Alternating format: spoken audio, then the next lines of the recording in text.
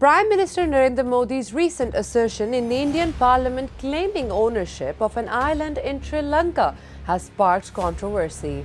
Despite India's vast size and population, it seeks to acquire an island just 1.15 square kilometers in area. This move has raised questions about India's intentions and its treatment of smaller nations like Sri Lanka. The island in question, Kachativu, was given to Sri Lanka by Prime Minister Indira Gandhi in 1974 as part of an agreement and to end border dispute between the two countries. Modi's criticism of Gandhi's decision suggests a shift in India's stance on the issue. Tamil Nadu से आगे श्रीलंका के पहले एक टापू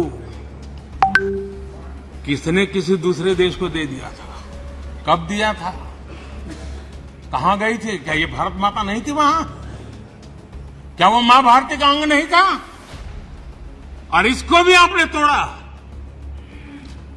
और कौन था उस समय? श्रीमती इंदिरा गांधी के नेतृत्व में हुआ था।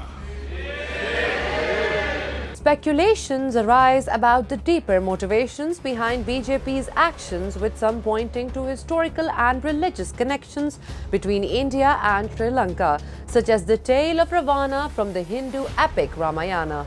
Furthermore, the Indian government's handling of internal issues, such as the arrest of political figures like Arvind Kejriwal and controversy surrounding Kashmir and the Babri Masjid, has drawn criticism. India's push to reclaim the island poses a direct challenge to Sri Lanka's sovereignty, stirring tensions between the two nations.